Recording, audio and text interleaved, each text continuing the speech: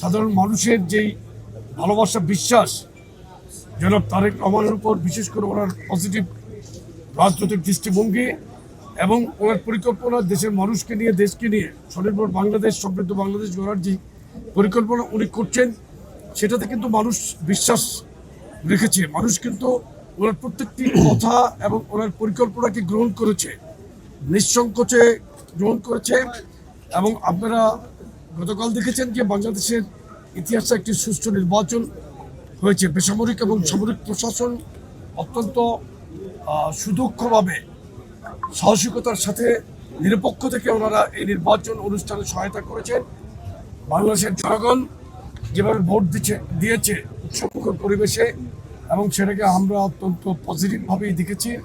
বিশেষ করে এই যে দীর্ঘ সংগ্রাম আন্দোলন, এই সংগ্রাম আন্দোলনে আমাদের নেতা কর্মীরা এবং বাংলাদেশের মানুষের যে ত্যাগ ছিল এবং যে অপরিসীম সংগ্রাম করেছে বাংলাদেশের মানুষ, সেটা গতকালকে প্রতিফলিত হয়েছে। কোনো ধরনের বিজয় মিছিল কিন্তু আমরা কোথাও করি নাই।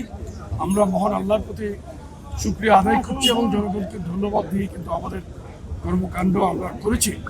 আগামীতে ইনশাল্লাহ ঐক্যবদ্ধ বাংলাদেশকে নিয়েই কিন্তু জনাব তারেক রহমান নতুন বাংলাদেশের যে পরিকল্পনা করছেন, সেটা উনি ইনশাল্লাহ সফল হবে জনগণকে সাথেই নিয়ে।